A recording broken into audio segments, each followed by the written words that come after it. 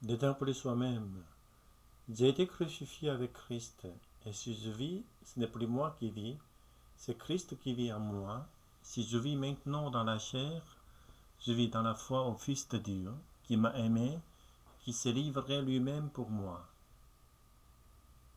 Durant l'été 1859, M. Charles Blondin fut la première personne à traverser les chutes du Niagara sur un fil de fer. Un exploit qu'il a refait des centaines de fois. Un jour, il l'a même fait avec son agent Harry Colcord sur son dos. Blondin lui a alors donné les instructions suivantes. Regarde vers le haut, Harry, tu n'es plus Colcord mais Blondin. Si je penche avec moi. N'essaie pas de nous rééquilibrer toi-même, sinon tu nous enverras à la mort.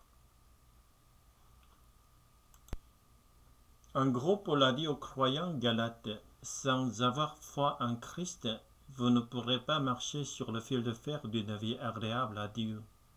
Mais par bonheur, vous n'avez pas à le faire. Nous aurons beau chercher à mériter nos lauriers aux yeux de Dieu, rien n'y fera. Nous montrons-nous donc passifs dans notre salut? Non. Christ nous invite à nous cramponner à lui. Cela signifie que nous devons mettre à mort nos anciennes voies, marquées par l'indépendance.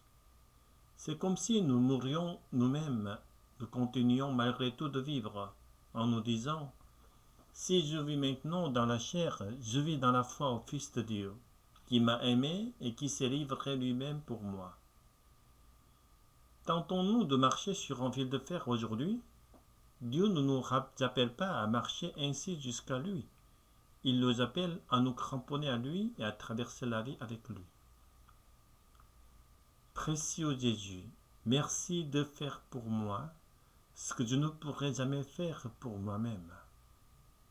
En Christ, nous ne sommes jamais seuls. Il nous a appelés à marcher avec lui jusqu'à la fin.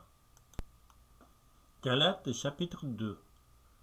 Voyant qu'il ne marchait pas droit selon la vérité de l'Évangile, je dis à Céphas, en présence de tous, si toi qui es juif, tu vis à la manière des païens et non à la manière des juifs, pourquoi forces-tu les païens à judaïser? Nous sommes juifs de naissance, et non pécheurs d'entre les païens. Néanmoins, sachant que ce n'est pas par les œuvres de la loi que l'homme est justifié, mais par la foi en Jésus-Christ, nous aussi, nous avons cru en Jésus-Christ, afin d'être justifiés par la foi en Christ, et non par les œuvres de la loi, parce que personne ne sera justifié par les œuvres de la loi. Mais, tandis que nous cherchons à être justifiés par Christ, si nous étions aussi nous-mêmes trouvés pécheurs, Christ serait-il un ministre du péché? Loin de là, car si je rebâtis les choses que j'ai détruites, je me constitue moi-même un transgresseur, car c'est par la loi que je suis mort à la loi, afin de vivre pour Dieu. J'ai été crucifié avec Christ, et si je vis, ce n'est plus moi qui vis, c'est Christ qui vit en moi. Si je vis maintenant dans la chair, je vis dans la foi au Fils de Dieu, qui m'a aimé et qui s'est livré lui-même pour moi. Je ne rejette pas la grâce de Dieu, car si la justice s'obtient par la loi, Christ est donc mort en vain.